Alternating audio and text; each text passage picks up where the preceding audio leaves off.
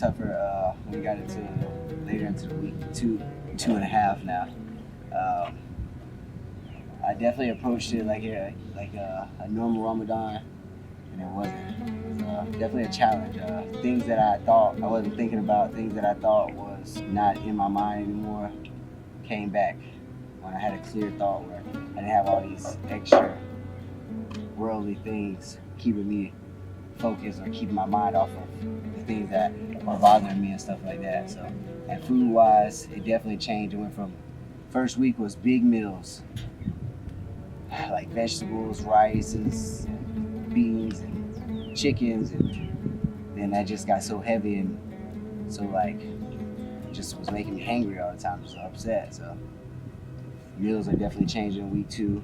I see by week 3 it's gonna change more. Well, like right now, I gotta find something with a bunch of protein, enough carbs to try to get me through the day. Well, and the same, have a good life. Something that's not gonna overfool me up, get me too tired. But now it's just trying to find like that balance to keep me going. So it's like, what do I put together that can make me a good like blend of proteins and all that stuff? And I don't really want to eat, so I hate eating that. And then have to eat all this at one time, have to pack all this in, and then have to put like some electrolytes. I gotta drink all this, eat all this stuff at one sitting. Oh, shit's annoying. Well, I feel food, but it's like, I gotta quench it. Sometimes we think that like we don't need to do Ramadan or stuff like that, but even I thought like last year was tough, so I was like, okay, this year is gonna be easy. And no, it's not easy because I'm not perfect, and that's why I needed Ramadan to bring me back to humanity, bring me back to like realization, like I'm not perfect, I'm just a human, and I need God even more right now in my life.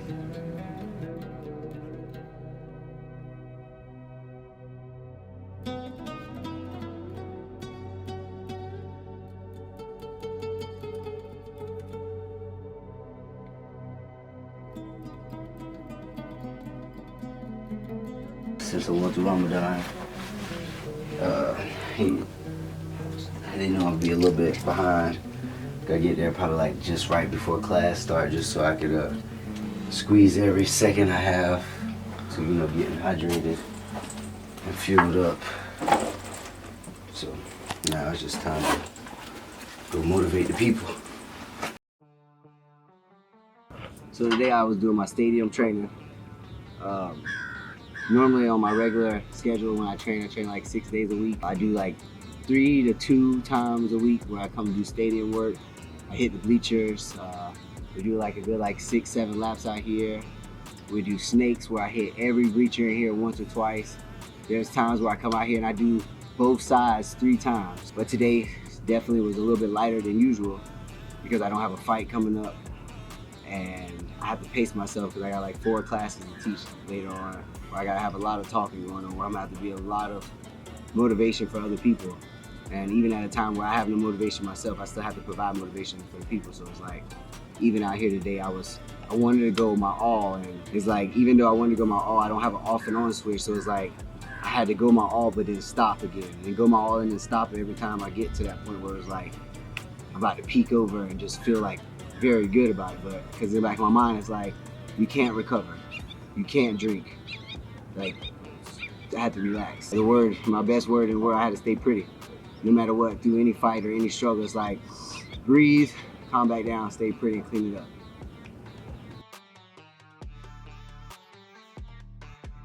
While I'm coaching, it's definitely challenging. I guess the more challenging it is that these people, like a lot of people don't know what I'm going through. So it's like, they probably looking at me like, why he's not so hyper or overly energetic like normal.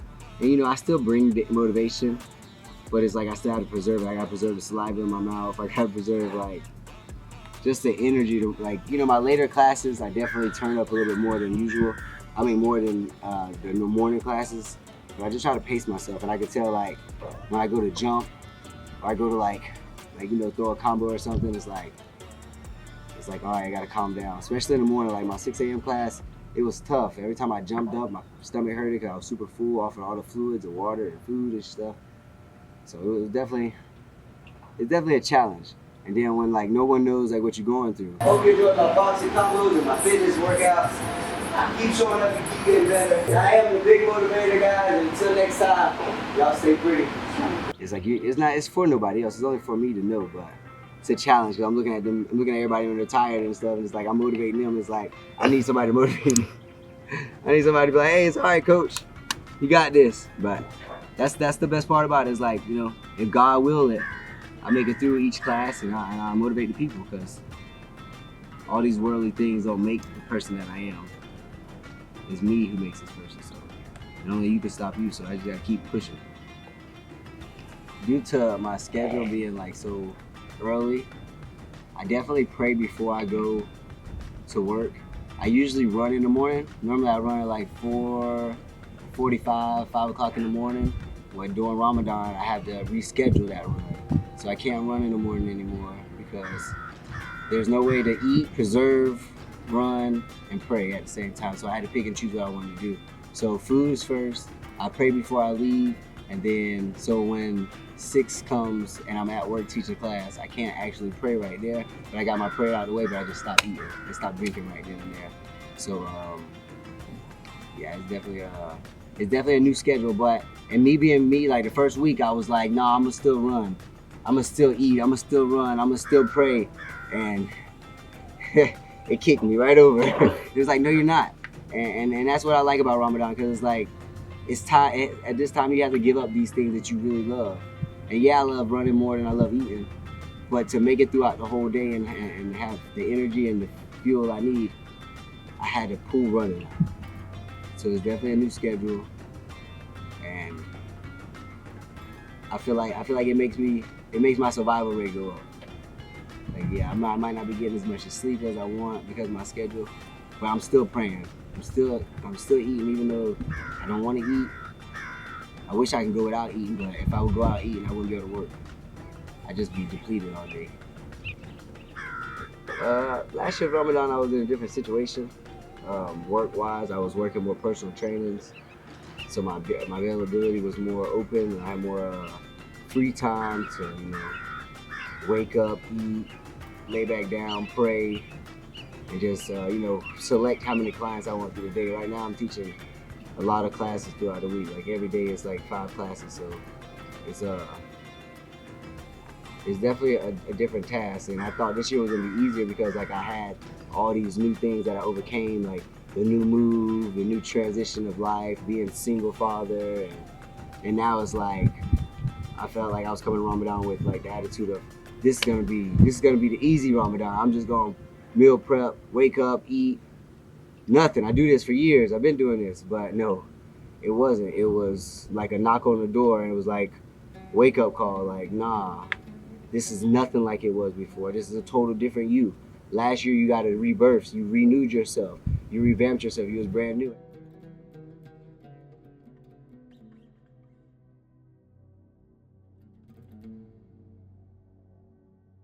And it's like this year's the same thing. It's time to renew. It's a new chapter again. Like the holy month, it's time to get rid of the bad and bring out the new, like a rose out of concrete.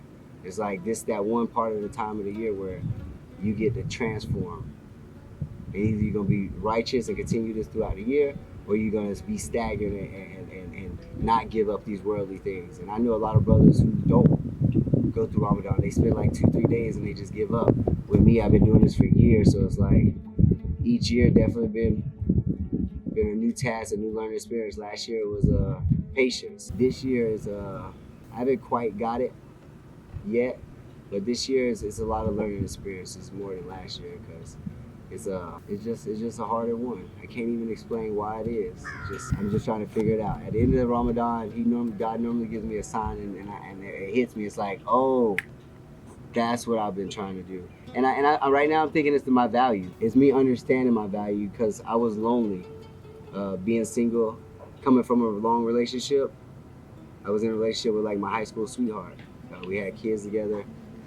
My daughter's like 14, so you know, like that's for a long time. So coming from out of that to now, it's like during this Ramadan, it shows me that it's okay to be by myself because I have God and I'm praying and like I just don't want to rush into anything. That's why I'm still single and stuff. It's like, so he's just showing me my value.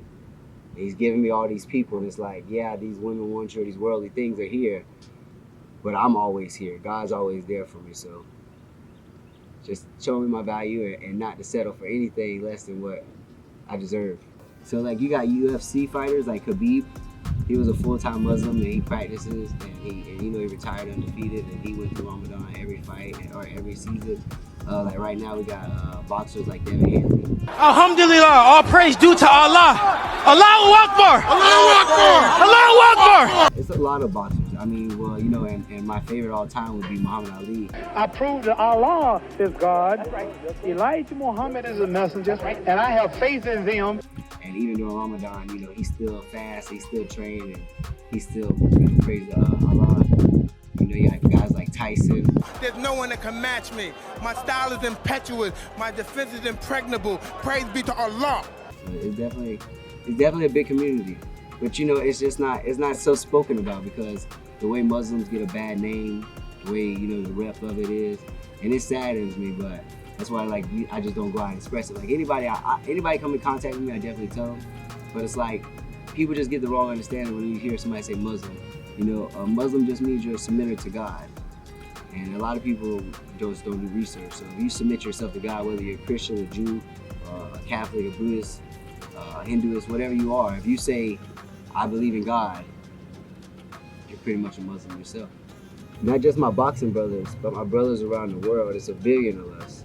And we all wake up at the same time and pray. So if I'm bumping my head at 6:02 in the morning, there's 1 billion people that's doing it with me, so that's my motivation. It's like, I gotta do it. It's not just me. Whether we're not at the same location, if everybody at one time said a prayer, God listened. So it definitely is a motivation.